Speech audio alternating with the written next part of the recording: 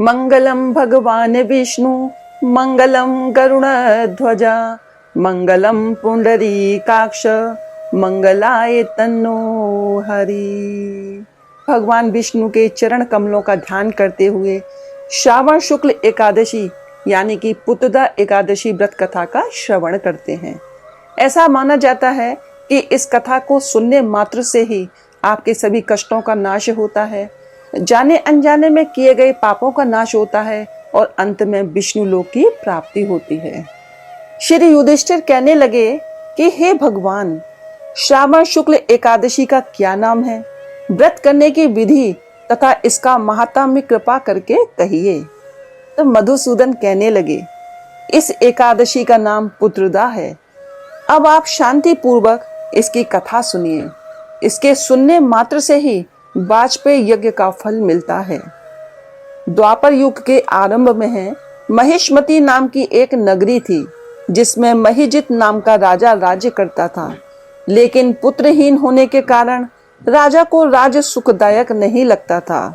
उसका मानना था कि जिसके संतान ना हो उसके लिए यह लोक और परलोक दोनों ही दुखदायक होते हैं। पुत्र सुख की प्राप्ति के लिए राजा ने अनेक उपाय किए, परंतु राजा को पुत्र की प्राप्ति नहीं हुई। वृद्धावस्था आती देखकर राजा ने प्रजा के प्रतिनिधियों को बुलाया और कहा, हे प्रजाजनों, मेरे खजाने में अन्याय से उपार्जन किया हुआ धन नहीं है, न मैंने कभी देवताओं तथा ब्राह्मणों का धन छीना है, किसी दूसरे की धरोहर भी मैंने नहीं ली। प्रजा को पुत्र के समान पालता रहा। मैं अपराधियों को पुत्र तथा बांधवों की तरह दंड देता रहा। कभी किसी से घृणा नहीं की, सबको समान माना है। सज्जनों की सजा पूजा करता हूँ। इस प्रकार धर्मयुक्त राज्य करते हुए भी मेरे पुत्र नहीं हैं, सो मैं अत्यंत दुख पा रहा हूँ। इसका क्या कारण है? राजा महिजित की इस बात को विचारने के लिए मंत्री तथा प्रजा के प्रतिनिधि वन को गए। वहां बड़े बड़े ऋषि मुनियों के दर्शन किए। राजा की उत्तम कामना की पूर्ति के लिए किसी श्रेष्ठ तपस्वी मुनि को देखते फिरते रहे।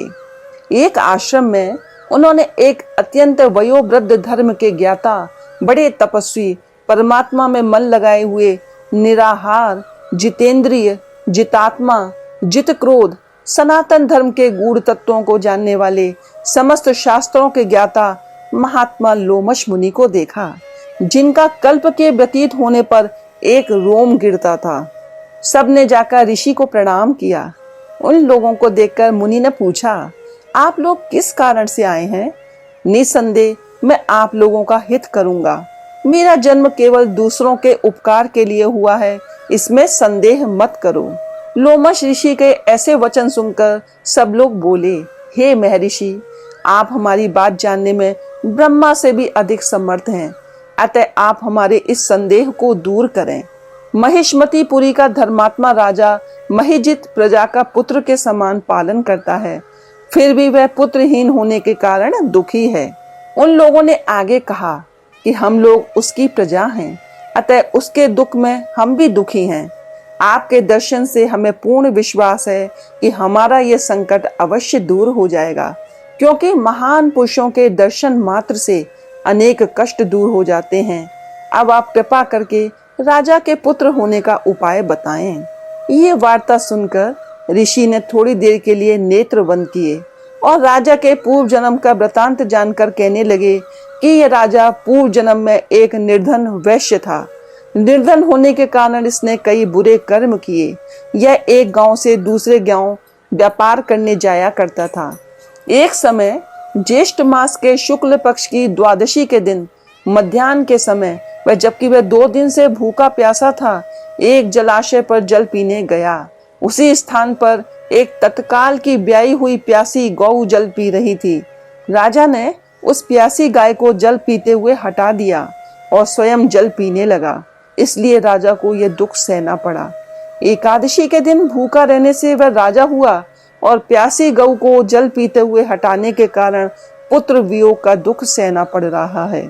ऐसा सुनकर सब लोग कहने लगे कि हे ऋषि, शास्त्रों में पापों का प्रायश्चित भी लिखा है, अतः जिस प्रकार राजा का यह पाप नष्ट हो जाए, आप ऐसा उपाय बताएं। लोमश मुनि कहने लगे कि कि श्रावण शुक्ल पक्ष की एकादशी को, जिसे पुत्रदा एकादशी भी कहते हैं, तुम सब लोग व्रत करो और रात्रि को जागरण करो, तो इससे राजा का यह पूर्व जन्म का पाप अवश्य नष्ट हो जाएगा। साथ ही राजा को पुत्र की प्राप्ति भी होगी। लोमश ऋषि के ऐसे वचन सुनकर मंत्रियों सहित सारी प्रजा नगर को वापस लौट आई, और जब श्रावण शुक्ल एकादशी आई तो ऋषि की आज्ञा के अनुसार सबने पुत्रदा एकादशी का व्रत और जागरण किया। इसके पश्चात द्वादशी के दिन इसके पुण्य का फल राजा को दिया गया। उस पुण्य के प्रभाव से रानी ने गर्भ धारण किया और प्रसव काल समाप्त होने पर उसके एक बड़ा तेजस्वी पुत्र उत्पन्न हुआ। इसलिए हे राजन, श्रावण शुक्ल एकादशी का नाम पुत्रदा पड़ा। अतः संतान सुख की इच्छा हासिल करने वाले इस व्रत को अवश्य करें। इसके महात्म्य को सुनने से मनुष्य सब पापों से मुक्त हो जाता है और इस लोक में संतान सुख भोग कर परलोक में स्वर्ग को प्राप्त होता है। बोलिए श्री विष्णु भगवान की जय हो। बोलो हर हर हर महादेव।